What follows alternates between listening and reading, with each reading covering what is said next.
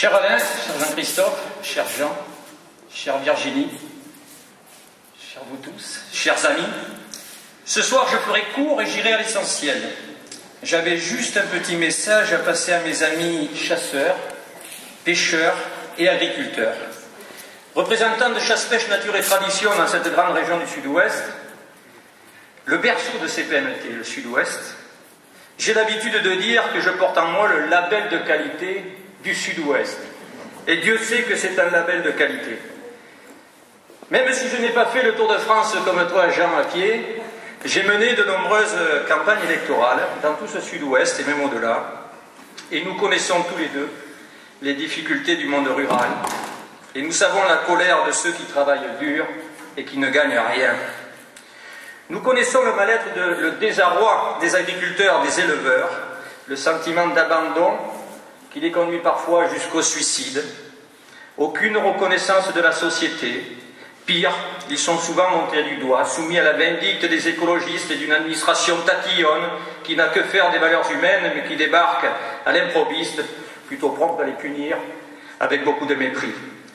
Qu'il s'agisse des faucheurs volontaires, des zadistes, des huntes saboteurs ou d'autres ONG environnementales, c'est tout un petit monde qui vient impuni régulièrement agresser les ruraux, des hommes et des femmes de la campagne qui ne demandent qu'à vivre de leur tradition, de leur passion, seule soupape de décompression de leur dure existence. Du dogmatisme environnemental qui conduit jusqu'à traîner dans la boue un honorable maire rural, juste pour avoir curé un canal curé de la main de l'homme. Des gens qui donnent des leçons alors que dans leur propre territoire classé, ils se permettent tout. Comment ne pas comprendre que les ruraux, les agriculteurs, les chasseurs, soumis aux désillusions, qui s'écartent des grands partis et qui, pour le vote extrême, devient la règle, et nous l'avons constaté une fois de plus dimanche dernier. Alors, c'est aux chasseurs et aux agriculteurs que je souhaite m'adresser ce soir, à ceux que je connais bien, si bien, leur dire que la fracture qu'ils ont exprimée dimanche a personnellement été vue et analysée. Qu'à leur colère du premier tour doit succéder le vote utile du second tour. C'est avant tout pour eux et pour leurs familles de préparer l'avenir. Rien ne sera pire que le dogmatisme en matière de gestion de l'environnement avec les anti-tout. Rien ne sera pire que le dogmatisme en matière d'agriculture, à l'exemple des retenues d'eau avec les écolos. Rien ne sera pire que le dogmatisme en matière de chasse avec les engagements de Madame Coutin, qui coûteraient cher à la chasse si elles avaient les pleins pouvoirs. Interdiction de la chasse du dimanche, mise en réserve des territoires. Mais que font certains présidents de fédération? Attabler à la table de Rousset et à partager la soupe avec les Verts. Rien ne sera pire. Rien ne sera pire que le dogmatisme en matière de transition énergétique, où l'idéologie remplace le bon sens, où on impose des grands moulins à vent là où il n'y a pas de vent, par pure idéologie, en sacrifiant nos territoires de chasse, nos terres agricoles, nos forêts, nos zones humides et nos beaux paysages. À l'école rurale,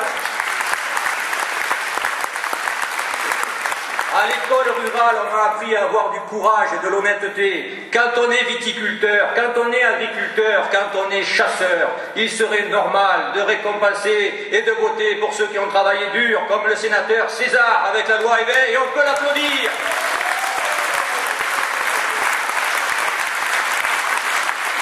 Quand on est chasseur, on remercie ceux qui ont mené les 2 lois chasse pour corriger les mauvais textes mis en place par la gauche plurielle.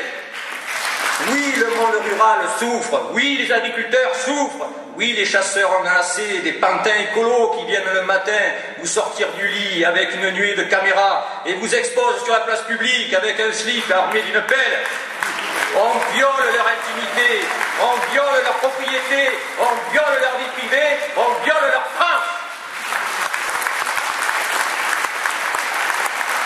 Pourtant, ces braves gens, ils sont dans leur plein droit, ils ne demandent qu'à vivre sur leur territoire. Elle est où la République juste? Elle est où la liberté? Elle est où la justice pour ceux qui travaillent dur et qui veulent qu'on les laisse en paix? Avec Virginie Calmès, vous avez la certitude d'être écoutés, respectés, aidés, parce que l'agriculture c'est une source formidable de développement économique des territoires et qu'elle respecte les chefs d'entreprise que vous êtes parce qu'elle est attachée à nos racines, à la terre, et que le travail de la terre c'est noble.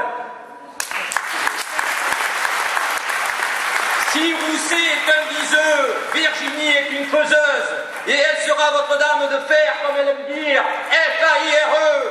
Avec Virginie Calmels, les chasseurs et les agriculteurs ont la certitude de ne pas être exposés au marchandage avec les anti-tout. Mieux, ils seront acteurs de la gestion de leur environnement. Alors je le redis et je le réaffirme, quand on est agriculteur ou chasseur, le seul vote utile dimanche, c'est Virginie Calmels. Vive la chasse, vive la bouquet, vive la chasse.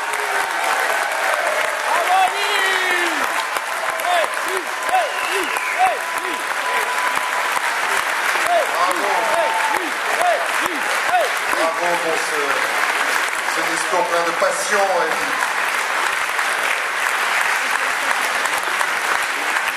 Maintenant, je vais appeler au pupitre Monsieur Jean.